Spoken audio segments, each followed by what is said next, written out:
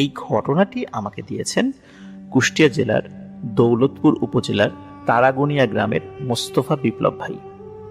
উনি বর্তমানে চাকরি করছেন নেত্রকোনা জেলায়, একজন ট্যাক্স ইন্সপেক্টর হিসেবে কর্মরত আছেন। উনি এই ঘটনাটি ওনার এক বন্ধুর কাছ থেকে সংগ্রহ করে দিয়েছেন। আর ঘটনাটি যার সঙ্গে ঘটেছে তার নাম হচ্ছে রমজান আলী। তাকে রমজান চাচা বলেই ওনারা ডাকেন। আর ঘটনাটি যখন ঘটে তখন 1987 সাল, 1987 সালের শরৎকালের ঘটনা। বাংলাদেশের প্রেক্ষাপটে শরৎকালে আমরা দেখতে পাই যে নদী নালা খাল বিল এগুলো আস্তে আস্তে শুকিয়ে আসে। আর তখন গ্রামের মানুষরা মাছ ধরতে খুব ভালোবাসে, আর তখন মাছ অনেক পাওয়াও যায়, এটাও তো সত্য। আর ওই গ্রামের এই রমজান চাচা উনি সাধারণত সিজনাল ব্যবসা করতেন, মানে বিভিন্ন সিজনে যে ব্যবসাটা সেই ব্যবসাটা উনি করতেন। আর মাছ ধরা ওনার খুব বিশাল একটা মানে প্যাশন বা নেশা, যেটাই আমরা বলি না কেন, সেটা ছিল। উনি রাতের বেলা মাছ ধরতে খুব পছন্দ করতেন। আর শরৎকালে তখন যেভাবে উনি সাধারণত মাছ ধরতেন, বিভিন্ন মানে নালাগুলোর যেদিক দিয়ে স্রোত যায় সেখানে মাছ ধরার কিছু ফাঁদ, আমরা স্থানীয় ভাষায় এটাকে, যেমন আমাদের ফরিদপুর রাজবাড়ী অঞ্চলে এইগুলোকে আমরা ঘূর্ণি বলি, কুষ্টিয়া অঞ্চলে এগুলোকে বৃত্তি বলে। এক একটা জায়গায় এক এক রকম নাম। তো যেহেতু কুষ্টিয়াতে ওখানে বৃত্তি বলে, আর আমাকে বৃত্তি নামেই ওই জিনিসটার নাম বলেছেন, আমি বৃত্তিই বলছি আর কি। তো বেশ কিছু বৃত্তি উনি ওনার কিছু কিছু জায়গায় পেতে রাখতেন। সাধারণত দেখা যেত যে একজন মানুষ যে জায়গাগুলোতে এই বৃত্তিগুলো পাতেন, অন্য কেউ আবার সেখানে পাতেন না। মানে এক একজনের এক একটা জায়গা নির্দিষ্ট ছিল যে ইনি এই জায়গায় পাতবেন, আর একজন আরেক জায়গায় পাতবে, বা নিজেদের কিছু এলাকা আলাদা ভাগ করা ছিল আর কি। তো উনি এরকমই একটা জায়গায় উনি কয়েকটা বৃত্তি পাতেন। বৃত্তিগুলো এমন যে স্রোত যেদিকে যাচ্ছে সেদিক দিয়ে মাছ যদি আসতে থাকে, মাছ ওগুলোর মধ্যে ঢুকতে পারে কিন্তু বের হতে পারে না। আর পরবর্তীতে ওখান থেকে মাছগুলো সংগ্রহ করা যায় অনায়াসে। তো উনি সাধারণত যে কাজটি করতেন, বিকেল বেলা উনি বেশ কিছু বৃত্তি বিভিন্ন জায়গায় উনি রেখে দিয়ে আসতেন। রাত 10টার পরে একবার যেতেন, গিয়ে উনি ওই বিকেল থেকে রাত 10টা পর্যন্ত যত বা তার যাওয়ার আগ পর্যন্ত যতগুলো মাছ ধরা পড়তো সেগুলো নিয়ে আসতেন। সকালবেলা একবারে কেন যেতেন না, কারণ হচ্ছে মাঝে মাঝে দেখা যেত স্রোতের সাথে বিভিন্ন সাপ ঢুকে পড়তো। সাপ ঢুকে পড়লে কি হতো, সাপ নিজেও আটকে যেত এবং আটক অবস্থায় বিভিন্ন মাছ খেয়ে ফেলতো এবং পুরো বৃত্তিটা নষ্ট হয়ে যেত আর কি। এই কারণে ওই রাতের বেলা একবার যেত, আর অনেক সময় দেখা যেত মাছ অনেক সময় চুরিও হয়ে যেত। এই কারণে দুইবার মাছ সংগ্রহ করতে, এক হচ্ছে রাতের বেলা আর একটা হচ্ছে ভোরবেলা। তো ভালোই মাছ পাচ্ছিলেন। বেশ কিছুদিন যাবৎ উনি খেয়াল করলেন যে রাতের বেলা মাছ সংগ্রহ করে আসার পর আবার যখন ওই বৃত্তিটা পেতে আসেন একই জায়গায়, ভোরবেলা গিয়ে উনি ওই বৃত্তির মধ্যে কোনো মাছ পান না। শুরুতে উনি মনে করেছিলেন হয়তোবা অন্য কেউ মাছ চুরি করে নিয়ে যায়। এই কারণে উনি ভোরবেলা, মানে যেই সময়টাতে সাধারণত অন্যেরা মাছ সংগ্রহ করতে আসে, এই সময়ের কিছু সময় আগে উনি গিয়ে বসে থাকেন দূরে, যে কাউকে দেখা যায় কিনা। কিন্তু উনি কাউকে দেখতে পান না, মানে তখন কোনো লোক আসেইনি। কিন্তু এরপরে গিয়ে যখন উনি ওনার বৃত্তিটা তোলেন, দেখে যে কোনো মাছ নেই, বা থাকলেও খুব একটা দুইটা বা খুবই কম আর কি, যেটা হওয়ারই কথা না। তার মানে হচ্ছে যে উনি আসারও আরো আগে কেউ এসে এইখান থেকে মাছ চুরি করে নিয়ে যায়। তাহলে ওনাকে আরো আগে আসতে হবে। উনি আরো আগে আসেন, তারপরে উনি কাউকে দেখতে পান না। তখন চিন্তা করেন এবার অনেক রাত থাকতেই আসতে হবে, নিশ্চয়ই চোর গভীর রাতে এসে মাছগুলো চুরি করে নিয়ে যায়। যেই ভাবা সেই কাজ। এক রাতে উনি হাতে একটা টর্চ লাইট নিয়ে আস্তে আস্তে উনি যেখানে বৃত্তি পেতেছেন সেখান থেকে একটু দূরে একটা গাছের নিচে ঘাপটি মেরে বসে থাকেন। উনি যখন আসছেন তখন কিন্তু টর্চ লাইট জ্বালাননি, কারণ টর্চ লাইট যদি উনি জ্বালাতে জ্বালাতে আসেন, দূর থেকে হয়তো বা চোরেরা বুঝতে পারবে যে কেউ একজন আসছে। এই জন্য উনি টর্চ লাইট জ্বালাননি, মোটামুটি চাঁদের আলোতে যতটুকু দেখা যায় সেভাবেই পথ মানে চিনে চিনে উনি এসে ওই গাছের নিচে চুপটি করে বসে আছেন। রাত প্রায় 3টা কি 3:30। হঠাৎ উনি দেখতে পান যে দুটো বাচ্চা ছেলে বয়স 5 থেকে 7 বছর হবে এমন। এই বাচ্চা ছেলে দুটি তারা ওই বৃত্তির কাছাকাছি এসেছে।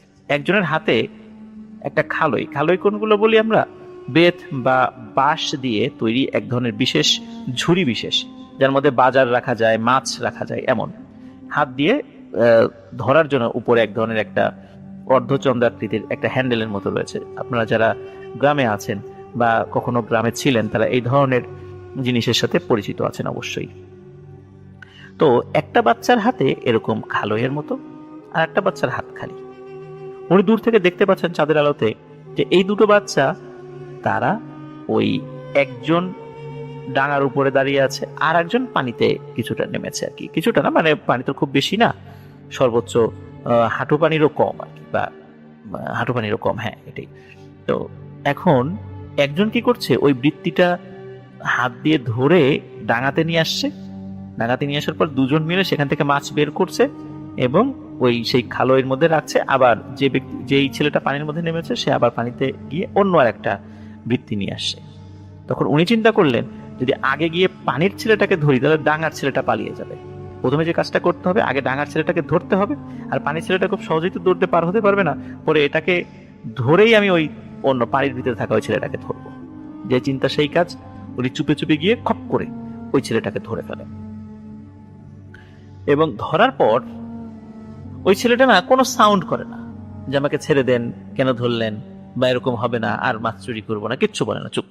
উনি কিন্তু দূর থেকে একটা বিষয় লক্ষ্য করছিলেন, এই দুটো ছেলে যে আসলো, একজন মাছ মানে নিয়ে আসছে, দুজন মিলে মাছ বের করছে, আবার ঝুড়িতে রেখে আবার আরেকজন মাছ মানে সংগ্রহের জন্য আর একটা বৃত্তি নিয়ে আসছে, এরা কিন্তু দুইজনের সাথে কোনো কথা বলছে না।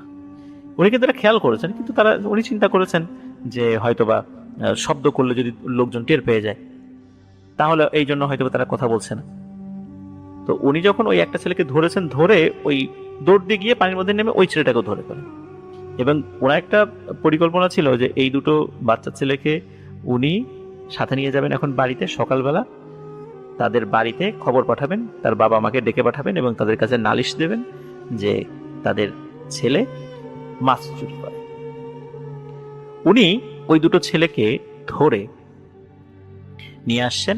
তো উনি চিন্তা করলেন যে দুটো ছেলে তো আসলে হেঁটে তাদের সাথে, মানে তাদেরকে দুই হাত ধরে মানে ধরে হেঁটে হেঁটে আসছেন, তো আসলে উনি তো অনেক উঁচা লম্বা মানুষ ছিলেন, তো ওনার পায়ের স্টেপ আর ওদের পায়ের স্টেপ তো এক না, ওরা তো আস্তে আস্তে হাঁটে বা পায়ের স্টেপ তো ছোট ছোট।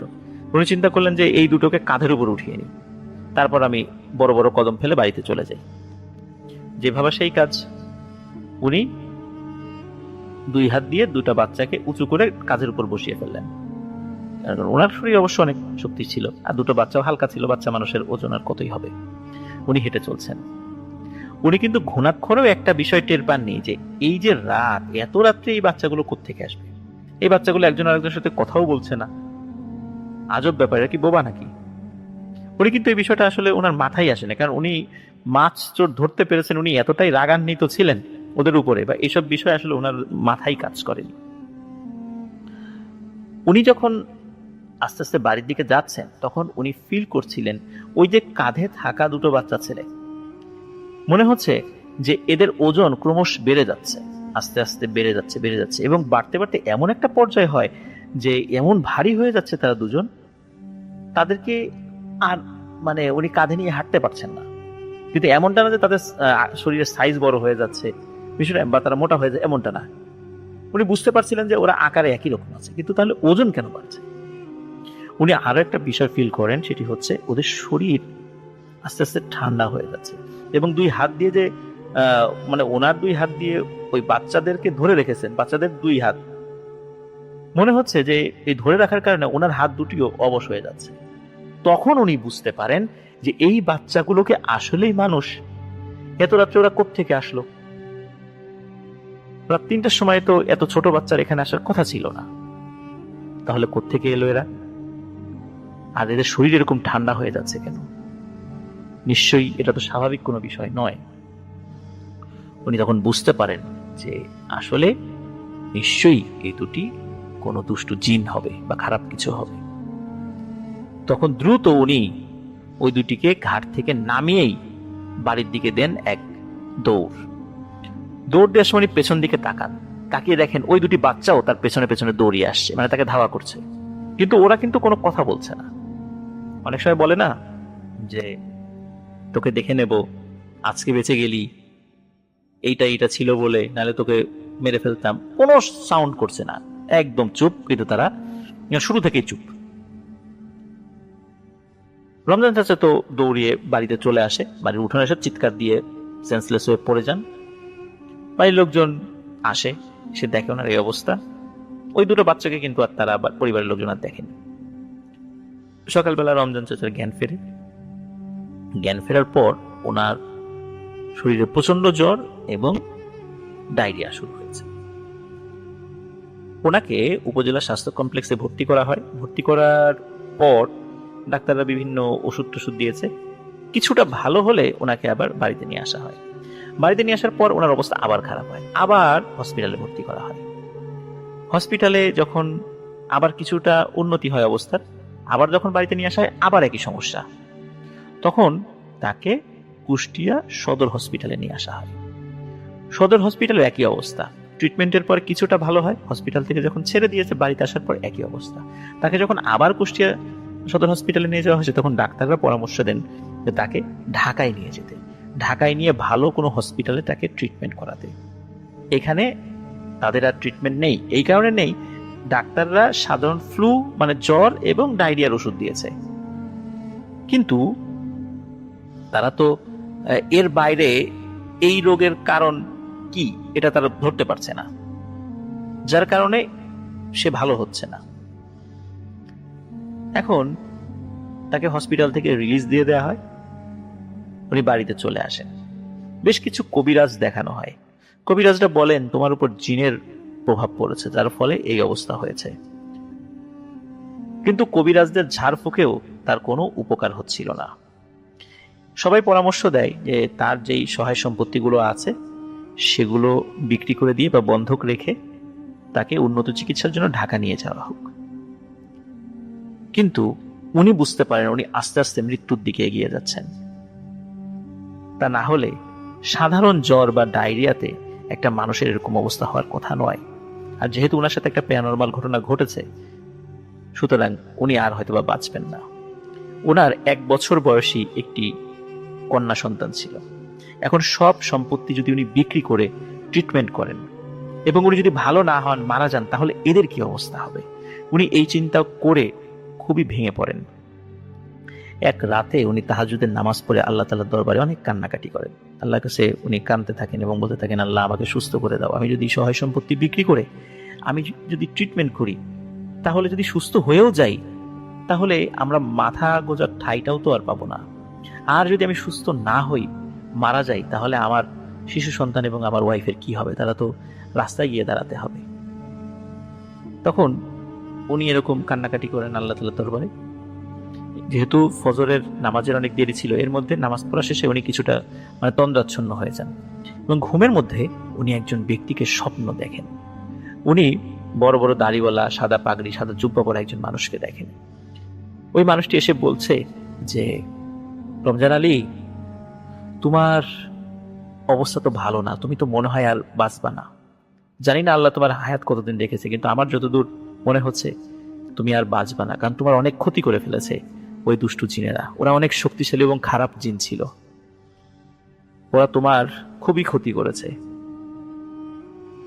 রমজান চাচা ঘুমের মধ্যে ওই ব্যক্তিকে দেখে ওনার মনে হচ্ছিল যে এনাকে উনি এর আগেও কোথাও দেখেছেন, কিন্তু কোথায় দেখেছেন উনি সেটা বুঝতে পারছেন না। এখন রমজান চাচা ঘুমের মধ্যে ওই লোকটিকে পা জড়িয়ে ধরে খুব রিকোয়েস্ট করেন যে, হুজুর, আমি যদি মারা যাই আমার সন্তানদের কি হবে, আমার ওয়াইফের কি হবে, আমাকে আপনি সুস্থ হওয়ার কোনো পথ বাতলিয়ে দেন। তখন উনি বলেন যে, আসলে তোমার যে ক্ষতি হয়েছে আমার পক্ষে সম্ভব নয়, শুধু আমার পক্ষে কেন, কোনো মানুষ বা জিনের পক্ষেও সম্ভব নয় তোমার এই অবস্থা থেকে ফেরত নিয়ে আসা, যদি আল্লাহ তাআলা সাহায্য না করেন। তবে আমি তোমাকে একটা পথ বাতলাতে পারি, কিন্তু আমি জানি না এটা তোমার উপকারে লাগবে কিনা, কারণ তোমার যেই সমস্যা হয়েছে এটা সম্পূর্ণ নিয়ন্ত্রণের বাইরে। তখন রমজান চাচা ঘুমের মধ্যেই, ওই স্বপ্নের মধ্যেই বলছেন তার সাথে যে ঠিক আছে হুজুর, আপনি বলেন কি। তখন ওই যে মুরব্বী লোকটি, তিনি হাত থেকে মানে হাতে একটি গাছকে দেখান, বলে যে তুমি ফজরের নামাজের পর তুমি তোমার বাড়ি থেকে একটু দূরে একটা তাল গাছ রয়েছে, তাল গাছের গোড়ায় চলে যাবা, সেখানে গিয়ে ঝোপঝাড়ের মধ্যে এই গাছটি দেখতে পাবা। এই গাছটি তুমি তুলে নিয়ে আসবা, তুলে নিয়ে আসার পর এই গাছের শেকড় বেটে তুমি খাবা। আল্লাহ তাআলা চাহেন তো উপকার হবে, আর যদি না হয় তাহলে অন্য কোনো কিছুতে তোমার আর কোনো উপকারে আসবে না। এরপর ওনার ঘুম ভেঙে যায়। ঘুম ভাঙার পর উনি সত্যি ফজরের নামাজের পর ওনার বাড়ি থেকে একটু দূরে একটা তাল গাছ রয়েছে, তাল গাছের নিচে বেশ ঝোপঝাড় রয়েছে, উনি ওই ঝোপঝাড়ের কাছে যাওয়ার সাথে সাথে ওই গাছটি তিনি দেখতে পান। এবং ওই গাছটি তুলে, ওটা তো মানে বেশ অনেকগুলো গাছ ছিল ওখানে, উনি গাছটি তুলে নিয়ে আসেন, তুলে নিয়ে আসার পর ওইটা শিকড় বেটে উনি খান। এভাবে যখন উনি প্রতিনিয়ত খাচ্ছিলেন, আস্তে আস্তে ওনার অবস্থার উন্নতি হচ্ছিল এবং একটা পর্যায়ে সত্যি উনি পুরোপুরি ভালো হয়ে যান। এরপরে উনি একবার ওই যে সেই মুরব্বী তাকে স্বপ্নে দেখেন। মুরব্বী স্বপ্নে তাকে বলছে, রমজান আলী, তুমি কি আমাকে চিনতে পেরেছো? তখন রমজান আলী বলে, জি হুজুর, আমি আপনাকে চিনতে পেরেছি। তখন রমজান আলীকে উনি বলেন যে আসলে আমি তো অনেক দূরে ছিলাম, তোমার অবস্থা সম্পর্কে আমার জানা ছিল না। আমি যখন খবর পাই তখন চলে আসি এবং এসে দেখি তোমার অবস্থা খুবই খারাপ। যাই হোক, আমার যেটা জানা ছিল সেটা আমি তোমাকে বলেছি এবং আল্লাহ তাআলা তোমাকে মাফ করেছেন, এখানে আমার কোনো হাত নেই। আর তুমি এই যে যেই গাছটা চিনলা, যদি এই ধরনের সমস্যা অন্য কারোর মধ্যে দেখো তাহলে তুমি এটা দিয়ে মানুষকে ট্রিটমেন্ট করো, তারা ভালো হয়ে যাবে ইনশাল্লাহ। প্রিয় লিসেনার্স, মোস্তফা বিপ্লব ভাই রমজান চাচার সাথে দেখা করেছিলেন এবং জিজ্ঞেস করেছিলেন যে আপনার কাছে যে চেনা চেনা মনে হচ্ছিল যে লোকটিকে স্বপ্নে দেখা, তাকে কি আপনি আসলেই চিনতে পেরেছেন? তখন বলে, হ্যাঁ আমি চিনতে পেরেছি। আমি অনেক ছোটবেলায় আমাদের বাড়িতে কিছু মানুষদেরকে আসতে দেখতাম। আমার বাবা অনেক পরহেজগার মানুষ ছিলেন, বেশ কিছু লোক আমাদের বাড়িতে আসতেন, তার মধ্যে আমি শুনেছি কয়েকজন জিনও নাকি আসতো। আমি যেই মানুষগুলোকে আসতে দেখতাম তার মধ্যে উনি একজন, তবে উনি অন্যদের থেকে একটু ব্যতিক্রম ছিল। উনি কারোর সাথে তেমন কথা বলতেন না, আমার বাবার সাথে দেখা করতেন, কি বলতেন আমি জানি না, এবং উনি কিছু খেতেনও না। উনি আসতেন, খুবই অল্প সময়ের জন্য আসতেন, আবার চলে যেতেন। এভাবে বেশ অনেকবার ওনাকে আমি দেখেছি অনেক ছোটবেলায়। কিন্তু আমার বাবা মারা যাওয়ার পর, যেহেতু আমার বাবা আমাকে শিশু বয়সে রেখেই মারা গিয়েছিলেন, তারপরে ওনাকে আমি কখনো দেখিনি। এই স্বপ্নে ওনাকে আমি প্রথম দেখেছি। প্রিয় লিসেনার্স, ইনি ছিল একজন খুব ভালো একটা জিন, যিনি তার বাবার শিষ্য ছিলেন। এই রমজান চাচার বাবার শিষ্য ছিলেন আর কি। তো ওনার বাবা মারা যাওয়ার পরে তিনি আর আসেননি, কিন্তু যেহেতু তার গুরুর সন্তানের এই করুণ অবস্থা, এই খবর যখন উনি পান তখন তিনি আসেন। কিন্তু রমজান চাচা তো আসলে সামনাসামনি জিন দেখে অভ্যস্ত নন, উনি তো আবার অসুস্থ ছিলেন। হঠাৎ করে জিন দেখে যদি উনি ভয় পেয়ে যান, আরো অসুস্থ হন, এই জন্য স্বপ্নের মাধ্যমে এসে তার এই সমস্যার সমাধানের জন্য তিনি পথ বাতলে দিয়েছিলেন এবং আল্লাহ তাআলা তাকে সুস্থ করেছিলেন। প্রিয় লিসেনার্স, তারাগনিয়া গ্রামে রমজান চাচা এখনো জীবিত আছেন এবং এই ধরনের ছোট ছোট সমস্যার ট্রিটমেন্ট উনি এখনো করেন। আপনারা কেউ চাইলে রমজান চাচার সাথে দেখা করতে পারবেন, এই ঘটনার সত্যতাও যাচাই করে আসতে পারবেন। ধন্যবাদ মোস্তফা বিপ্লব ভাইকে চমৎকার একটি ঘটনা আমাদেরকে উপহার দেওয়ার জন্য, আর ধন্যবাদ লিসেনারদেরকেও যারা কষ্ট করে ধৈর্য ধরে ঘটনাটি শুনলেন। ধন্যবাদ রমজান চাচাকে। এই ঘটনাটি জিন রিলেটেড একটি ঘটনা, এক্সোরসিজম রিলেটেড একটি ঘটনা। কথা না বাড়িয়ে সরাসরি চলে যাচ্ছি মূল ঘটনায়। ঘটনাটি কাউসার মাহমুদ ভাই যেভাবে বলেছেন, কারণ উনি যেখানে থাকেন ওই পাশের যেই বিল্ডিং রয়েছে সেখানে আরো অনেকগুলো পরিবার থাকে। এর মধ্যে একজন আঙ্কেল এবং তার ওয়াইফ এবং তার একজন ভাতিজি থাকেন। ওই আঙ্কেলের এক ছেলে এবং এক মেয়ে রয়েছে। তারা তাদের কাজের কারণে বাবা মার সাথে থাকেন না, দূরে থাকেন। যেহেতু বাবা মা একা থাকেন, এই কারণে তারা তাদের এক ভাতিজিকে সাথে নিয়ে এসেছেন। তাদের অরিজিনাল বাড়ি টাঙ্গাইল থেকেই তারা এসেছেন এবং তার ভাতিজির নাম হচ্ছে রিনা। ওই বিল্ডিং এ আরো একটি ব্যাচেলার ছেলে থাকে, তার নাম হচ্ছে হুমায়ুন। আর ওই বিল্ডিং এর পাশেই যে বাড়িটা সেখানেই ভাড়া থাকেন হচ্ছে এই কাউসার মাহমুদ ভাই, ওনার ওয়াইফ এবং ওনাদের একটা বাচ্চা রয়েছে আর কি।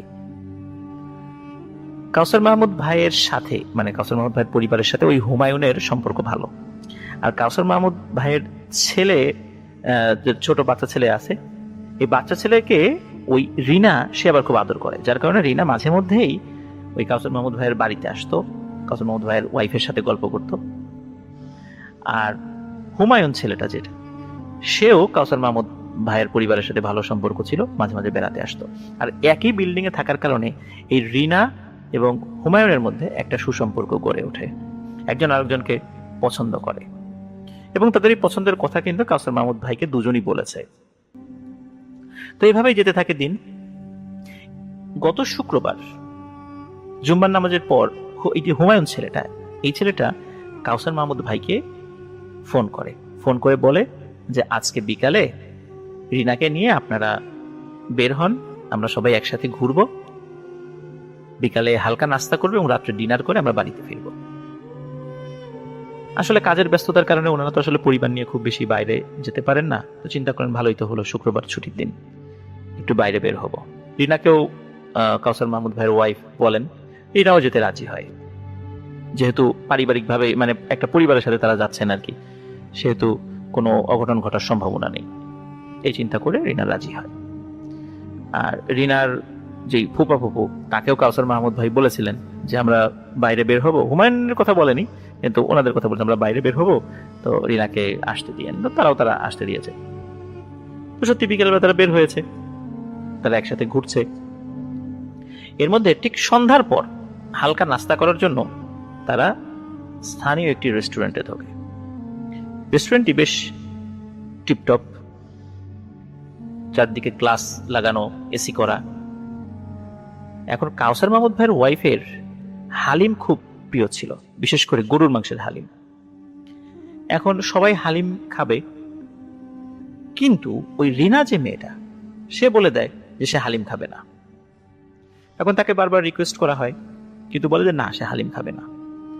এখন যেহেতু সে খাবেই না, এই কারণে একটা জুস আনা হয় তার জন্য। এখন সবাই হালিম খাচ্ছে, রিনা জুস খাচ্ছে। এখন জুস তো আর বেশিক্ষণ ধরে খাওয়া যায় না, দ্রুত সেটা শেষ হয়ে যায়। এখন রিনার জুস শেষ হয়ে গেছে, এদিকে হুমায়ুন তো পাশে ছিল। হুমায়ুন আবার বারবার রিকোয়েস্ট করছিল তার যে বাটিটা রয়েছে আর একটা চামচ দিয়ে রিনা যেন এক চামচ হলেও এই হালিম খায়। রিনা বারবার না করলেও এই হুমায়ুনের চাপাচাপিতে শেষ পর্যন্ত সে রাজি হয় এবং এক চামচ হালিম সে মুখে দিয়ে খেয়ে ফেলে। খাওয়ার অল্প কয়েক মুহূর্তের মধ্যেই হঠাৎ করে রিনার গলার ভয়েস, তার আচরণ পরিবর্তিত হয়ে যায়। হঠাৎ করে রিনা বলে ওঠে, আমাকে এই হালিম কেন খাওয়ালি? তোরা জানিস না যে আমরা হালিম খাই না? এবং তার কণ্ঠস্বরটা এত জোরে ছিল যে লাউড স্পিকারে উচ্চ শব্দে যদি কেউ কথা বলে এইরকম জোরে সাউন্ড হচ্ছে। রেস্টুরেন্টে কিন্তু আরো অনেক ভদ্র পরিবার এসেছে তাদের বাচ্চা কাচ্চা নিয়ে। এই রকমের সাউন্ড হঠাৎ করে শুনে ওখানকার লোকজনরা সবাই ভয় পেয়ে গেছে। বাচ্চা কাচ্চারা ভয় ছোটাছুটি শুরু করেছে যে এরকম মানে ভয়ঙ্কর শব্দ কেন আসছে। এদিকে প্রতিনিয়ত রিনা ওই কথাটি বলে যাচ্ছে, তুই জানিস না যে আমরা হালিম খাই না, কেন খাওয়ালি? বারবার এটা বলছে। তখন রিনার এই ধরনের আচরণে এদিকে কাউসার মাহমুদ ভাইয়ের পরিবার এবং উনি খুবই বিব্রত হচ্ছে, হুমায়ুনও বিব্রত হচ্ছে যে কি ব্যাপার, এরকম আচরণ কেন সে করছে। ওদিকে রেস্টুরেন্টের লোকরাও বিরক্ত হচ্ছে, মানুষজনও ভয় পাচ্ছে। তখন রেস্টুরেন্টের লোকরা বারবার বলছে যে একে আপনারা নিয়ে যান এখান থেকে দ্রুত, এর কোনো সমস্যা আছে। এখন কাউসার মাহমুদ ভাই যে কাজটি করেন, দ্রুত রিনার ফুপাকে ফোন করেন যে আপনি দ্রুত আসেন, একটা সমস্যা হয়েছে। মাত্র অল্প সময়ের ব্যবধানেই, কারণ তারা খুব বেশি দূরে যাননি নিজের বাসা থেকে, বাসার কাছাকাছি ছিলেন, অল্প সময়ের ব্যবধানে রিনার ফুপা উনি চলে আসেন এবং ওনার সাথে আরো দুইজন মানুষ রয়েছে। কাউসার মাহমুদ ভাই অবাক হলেন যে কি ব্যাপার, রিনার ফুপাকে ফোন করলাম, সে বুঝলো কিভাবে যে আরো মানুষ লাগবে, বা উনি নিশ্চয়ই রিনার এই সমস্যা সম্পর্কে আগে থেকে উনি অবগত। রিনাকে ওই দুইজন মানুষ চেপে ধরে ফেলে এবং সাথে সাথে তার হাত পা বেঁধে ফেলে। রিনা কিন্তু বলেই যাচ্ছে যে আমাকে হালিম খাওয়ালেই, জানিস না যে আমরা হালিম খাই না? তখন রিনাকে একটা সিএনজি বা অটোই হবে আর কি, তো অটোতে করে দ্রুত বাড়িতে নিয়ে যাওয়া হয়। বাড়িতে নেওয়ার পরে ঘটে আরেকটি ঘটনা। রিনা এত জোরে চিৎকার করছিল যে তার চিৎকারে ওই বিল্ডিং এবং আশেপাশের লোকজন ভয় পেয়ে যাচ্ছিল। সেখানকার মানুষজন ভয়ে ঘরের মধ্যে জড়ো হয়ে বসে, কেউ বাইরে বের হচ্ছে না ভয়ে।